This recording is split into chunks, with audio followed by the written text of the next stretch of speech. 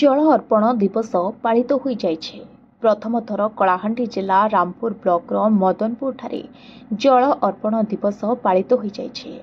ଏହି କାର୍ଯ୍ୟକ୍ରମରେ ମୁଖ୍ୟ ଅତିଥି ଭାବେ ଜିଲ୍ଲା ପରିଷଦ ଅଧ୍ୟକ୍ଷ ପୁଷ୍ପେନ୍ଦ୍ର ସିଂ ଦେଓ, ସମ୍ମାନିତ ଅତିଥି ଭାବେ ଗ୍ରାମ୍ୟ ଜଳ ଯୋଗାଣ ଓ ପରିମଳ ବିଭାଗର ଅଧୀକ୍ଷଣ ଯନ୍ତ୍ରୀ ରାଜେଶ କୁମାର ଗଡ଼ନାୟକ, ସାଂସଦ ପ୍ରତିନିଧି ପଦ୍ମଲୋଚନ ମିଶ୍ର, ବିଡିଓ ଶରତ କୁମାର ସେଠୀ, ଏବିଡିଓ ଲକ୍ଷ୍ମଣ ପ୍ରଧାନ, ସହକାରୀ ନିର୍ବାହୀ ଯନ୍ତ୍ରୀ ବଲବିନ୍ଦର ସିଂ ଯାଦବ, ବିଜେପି ମଦନପୁର ମଣ୍ଡଳ ସଭାପତି ଖ୍ରୀଷ୍ଟଦତ୍ତ ରାଉତ, ମଦନପୁର ସରପଞ୍ଚ କେତକୀ ଦଣ୍ଡିଆ, ସମାଜସେବୀ ସୁଦର୍ଶନ ଦଣ୍ଡିଆ ଯୋଗଦେଇ ପ୍ରତ୍ୟେକ ଘରକୁ କିଭଳି ପାନୀୟ ଜଳ ଯୋଗାଣ ହୋଇପାରିବ, ତାର ସଂରକ୍ଷଣ କିଭଳି କରାଯିବ ତା ଉପରେ ଆଲୋକପାତ କରିଥିଲେ।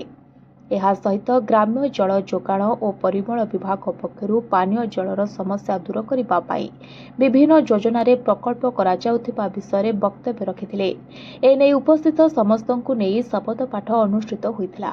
ପରେ ସାଂସ୍କୃତିକ କାର୍ଯ୍ୟକ୍ରମ ମାଧ୍ୟମରେ ପାନୀୟ ଜଳ ସମ୍ପର୍କିତ ସଚେତନ କାର୍ଯ୍ୟକ୍ରମ କରାଯାଇଥିଲା। ଏହି ଅବସରରେ ବିଭିନ୍ନ ପ୍ରତିଯୋଗିତାରେ ଅଂଶଗ୍ରହଣ କରିଥିବା କୃତି ପ୍ରତିଯୋଗୀଙ୍କୁ ପୁରସ୍କୃତ କରାଯାଇଥିଲା।